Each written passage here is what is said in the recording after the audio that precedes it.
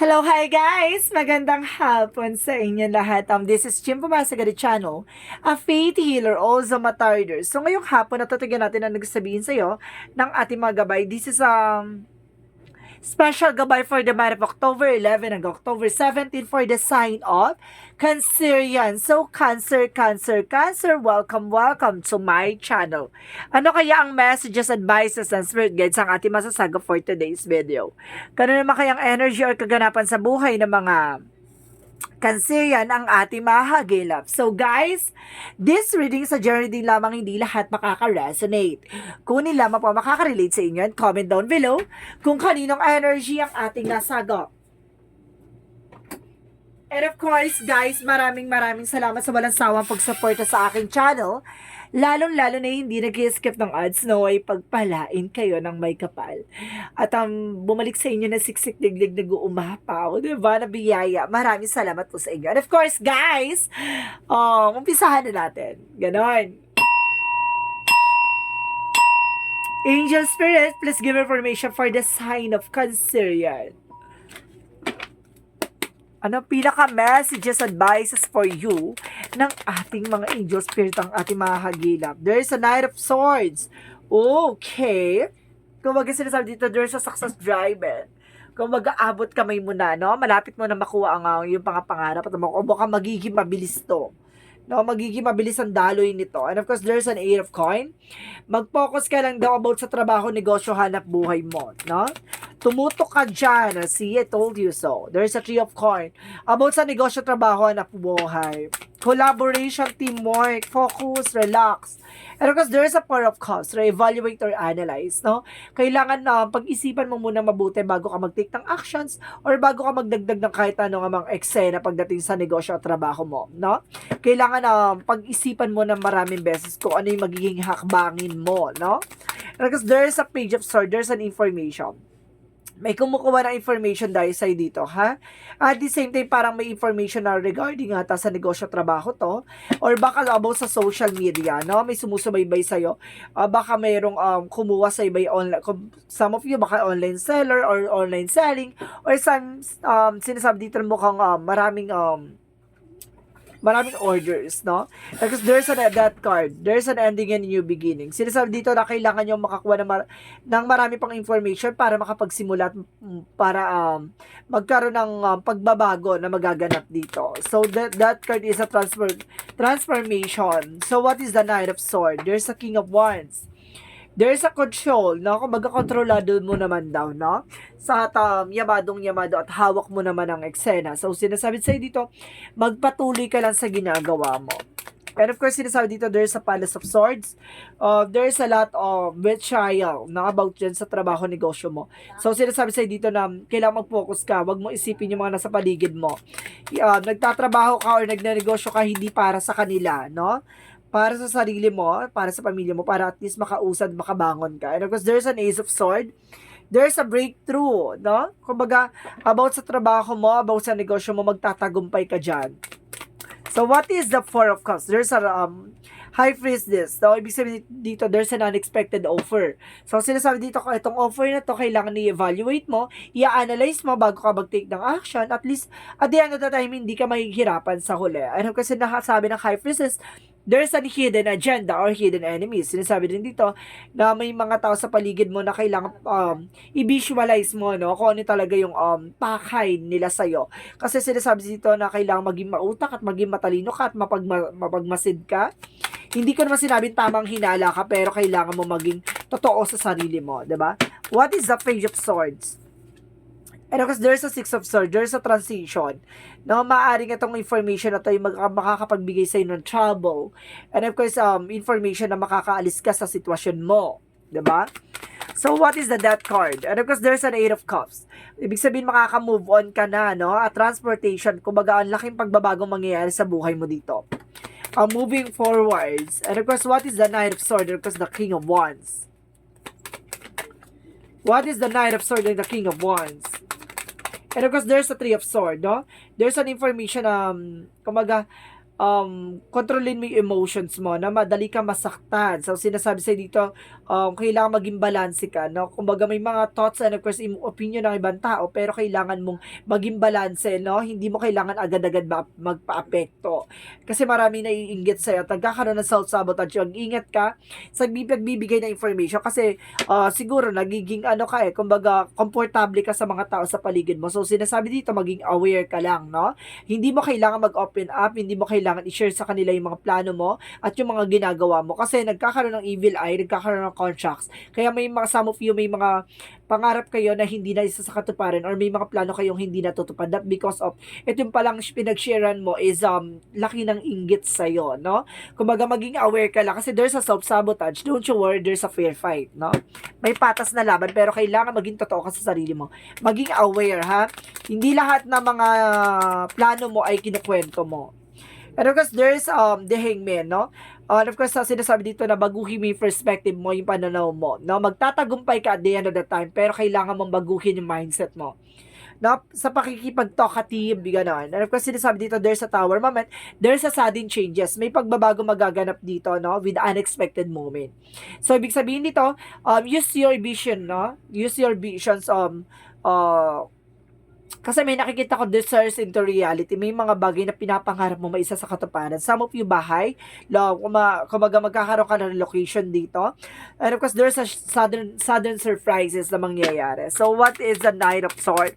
What is the Page of Sword? And of course, the Six of Sword. There's a Five of Pentacles, transition pagdating sa finances. No? Ibig sabihin dito, yung pagiging losses mo, no? Kumbaga magkakaroon ka ng recovery. At the same time, kumbaga transition, may pagbabagong magaganap. So, ibig sabihin dito, it's either makakausad ka or mababaon ka. So, sinasabi sa'yo dito, maging aware ka, no?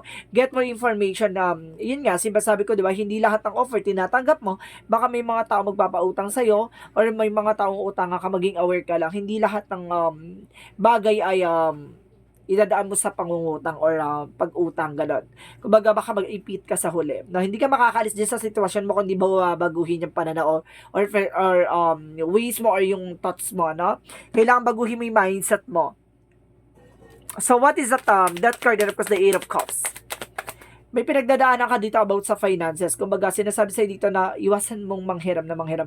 Yung darating yung sahod mo, wala na. Diba? Or darating yung sahod na kasama mo, wala na. Kasi pinangunahan mo na. So, yung sinasabi dito, mag-budget ka, kontrolin mo at mag-isip ka ng pagkakaroon ng resource of income, nadadagdagan yung resource of income mo, kung madadagdagan yung kita yung dalawa na hindi kagad magagalaw yung sasahurin niya, ganon. Kumbaga, kailangan magkaroon ka ng motivations, no, sa sarili mo na kailangan mo ng pagbabago. And of course, there's Four of Swords and the Devil. Ibig sabihin dito, may gumagawa sa inyo ng negative energy dito, no? There's a Four of Swords and the Devil. Ibig sabihin, by intuitions, na kumbaga, may tao dito hindi maka-move on or hindi ka, kumbaga sinasabi dito na gumagawa to ng ways, no, para hindi ka makaalis sa sitwasyon mo.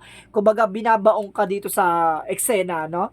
Parang kinukulong ka dito sa problema. The Death card represents the ending and new beginning. Or some of you, kumbaga meron na tong nadali sa inyong pamilya, no? Meron ng mga yumaon yung mahal sa buhay na may gumawa pala ng hindi maganda, hindi nyo alam, or some of you na kailangan nyo ng kumawala, no, sa negativity or black magic involved. Sinasabi dito, makinig ka sa intuition mo. Some of you baka nananaginip ka or pumapasok sa panaginip mo yung mga yumaon yung kamag-anak. Ibig sabihin, you need to take an action for this, na kailangan nyo na i-break yung pattern, no, na pagdating sa black magic involved. Pero kasi sinasabi dito, na kailangan nyo maging maingat, no?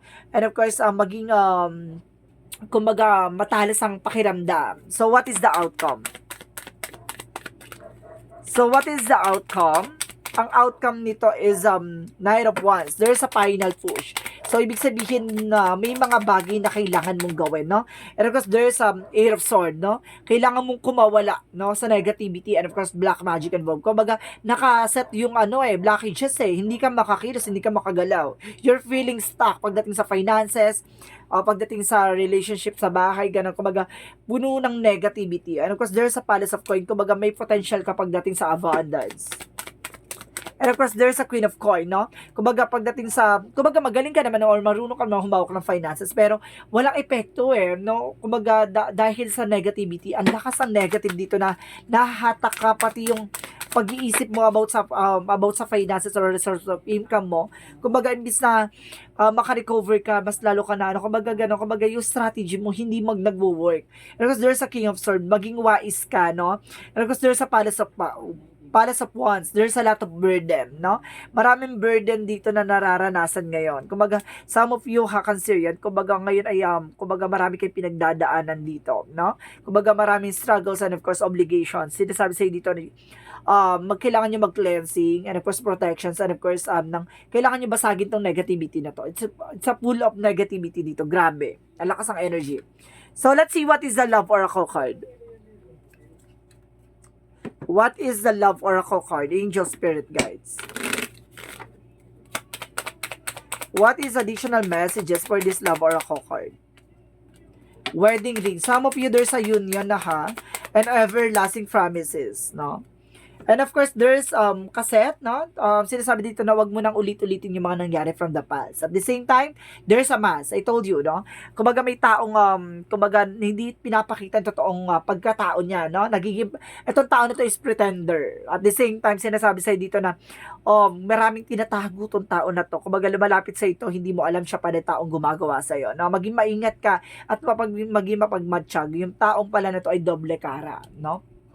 So, let's see what is additional messages. Pansinin mo yan, kapag kinukwento mo sa kanya yung mga plano mo hindi natutupad, ibig sabihin siya yung may gumagawa ng eksena, no? So, what is the Yin and Yang Oracle card? And of course, sinasabi dito, there's a transcendence, a unity. Kasi may pagkakaisa kayo ng family mo. Kaya ganun, inggitera to. And of course, there's a rejection, loss. Kumbaga siguro, gusto niya mawalan ka, gusto niya maipit ka, magipit ka, ganun. Ano kasi sinasabi dito, maaari nga nang hiram to sa'yo, pero hindi po pinahiram. At the same time, there's an action. See, kailangan mo mag-take ng action. Kung hindi ka mag-take ng action, hindi mo mararanasan tong beginning na to. Magkakaroon kasi ng new beginning dito. The Death card is a ending and a new beginning. Kailangan mo magsimula at matapos na yung mga bagay-bagay na nasa paligid mo. Paano ka magsisimula kung nandyan pa rin yung blockages na yan? So, you need to take an action, no? So, let's see what is the angel's number. What is the angel's number? What is the angel's number? Okay, there's a 000. I am creator. So, let's see. You are one with the creator and there are no limits what you can achieve. You have ability to create up something new and incredible in your lifetime here on earth. So, ibig sabihin dito, kumbaga, ang bilis mo makapag-provide o ang bilis mo makagawa ng mga bagay-bagay or yours also a creativity. No? Kumbaga, pagdating sa mga creations, magaling ka talaga. And of course, sinasabi sa'yo dito na, kumbaga, ikaw yung makakagawa ng paraan, ikaw din ang makakagawa ng solusyon kung paano ka makakaalis sa sitwasyon mo. So, let's see what is additional messages for Archangel Raphael. Messages. Okay, sinasabi dito na Archangel Raphael is alternative medicine. So, ibig sabihin may mga pinagdadaanan ka, may mga nararamdaman ka. So, kailangan mo ng alternative medicine. No? And of course, sinasabi dito, forgiveness heals. So, ibig sabihin dito, mayroong may galit sa'yo, no? Or talagang mayroong puot or something, galit or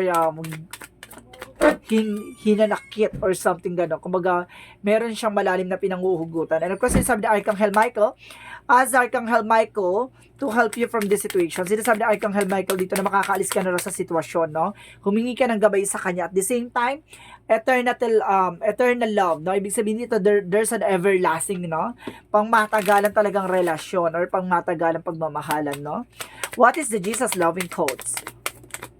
At sinasabi ni Jesus dito, you Heavenly Father know that you have need all of this. So, ibig sabihin, alam daw ng ating Ama na kailangan mo yung mga bagay na yan. Kung ano man yung hinihiling mo, yung mga bagay na ginagawa mo, alam niya, no, na para sa'yo at kailangan mo yan. So, sinasabi lang sa'yo dito, manatiling mababa ang looban, manatili kang, kumbaga, lumapit sa taas, no? Yung pananampalataya mo ay patibayin at palakasin. So, what is additional messages?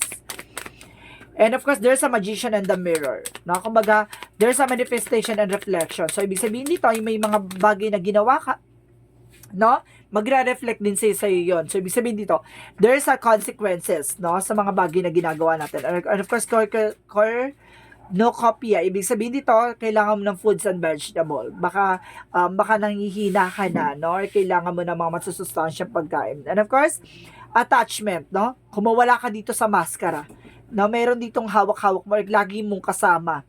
Yung palamit ba nagbabalat kayo, no? So, let's see what is additional messages.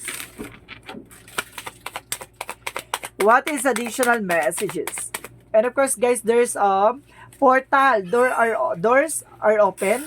You decide rewards wildcard. Ibig sabihin dito, mayroong, kumbaga, there's a second chances, no? Kumbaga, maaring may mga bagay na hindi ka na sa kataparan, mga nakaraan, no? May mga bagay na pinagdaanan ka sa nakaraan na, kumbaga, hindi mo napagtagumpayan. So, this is the moment na binubuksan ng mga pintuan, no? Para sa, mga bagong oportunidad na sinasabi dito, ito na yung reward, no, sa mga pinaghirapan at pinagpaguran mo. So, let's see what is additional messages. So, let's see additional messages. And of course, guys, there's a family, no? And you are also family-oriented, some of you. What is the romance angels? What is the romance angels? Okay, honeymoon. Some of you kailangan nyo ng oras sa isa't isa, no? Enjoy the bliss of holiday time together. Enjoyin nyo isa't isa. So, what is additional messages? There is a discipline. Kailangan nyo rin ng disiplina sa sarili nyo, no? And of course, there's a forgiveness. Meron talaga dito na, meron talagang malalim na pinanghuhugutan dito, no? May mga kirot at talagang gigil at galit, no? Na meron dito ako nasa-sense na gano'n. And you're very close to achieve your goal. Napakalapit na raw para matupad may mga pangarap mo. And of course, there is an affair climax approaches, no? See, nandun ka na sa exciting part, no? Kumbaga, nararanasan mo na yung exciting part ng buhay mo. So, let's see what is additional messages. And daydream. There's an imagination, and of course, there's a premonition, see? Kumbaga, meron about sa spirituality dito, no? Ibig sabihin, palawakin mo ang kaisipan mo, palawakin mo ang imahinasyon mo, palawakin mo ang kaalaman mo, and inner voice mo rather, no? Intuitions, instinct. Kasi meron dito mga pahiwatig, no? Na ipapakita sa panaginip at, kumbaga, daydream, kahit umaga, nakikita mo, nagkakaroon ka ng sense, and of course, nagkakaroon ka ng visions. Kumbaga, ganon. Kumbaga, sinasabi sa'yo dito na, pay attention, no? Kumbaga, dyan napapasok yung about sa spirituality mo. And of course, there's a source of divinity enlightenment. Magkakaroon ka ng kaliwanagan, no? Kumbaga, bilang magsisingin sa na, kaya pala, alam ko, nakilala ko na kung sino yung gumagawa. Kumbaga, ngayon, parang nagkakaroon ka na ng mental clarity. Additional, there's a in peace. So, see, I told you, hinaharang nito yung swerte papasok sa'yo. Ito yung ayaw niya makausad ka, no? Gusto niya, nandun ka lang sa sitwasyon na yan. Inggitera to. Ito yung yung parang, may lihim na inggit talaga sa'yo. Nakakasama mo talaga to. And of course, there's a guilt. Oh my God! See? May galit talaga. And of course, there's a self-worth, no? Gusto niya makuha yung position mo or gusto niya makuha kung ano man ang meron ka. Parang ganon. Grabe tong na to, oh. So, let's see what is the messages of life.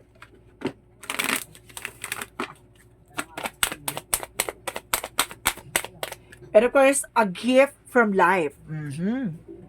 Each day, life offer me abundance, proof that universe love me. Every day, God sends angels to help me. Today, I will receive an angelic message. It may come from someone with whom I speak or from words that I read. I will listen closely as this message is a divine gift meant to help me make my way in love and maintain my spiritual strength. So, see, kumbaga, you are being a gifted. Kumbaga, meron dito some of you guys, kaya pinasok ang premonition and gift, and of course, there's a daydream. Kumbaga, sinasabi sa'yo dito, meron talagang pinasok sa'yo by panaginip, no? Kumbaga, doon niya, pinakita niya yung signs or synchronicities and pay attention to your dreams, no? Kumbaga, yun yung God sends angels number or angels messages. Doon kanya binigyan ng message, no? Doon niya dinaan sa panaginip mo or sa intuitions mo. Kaya makinig ka.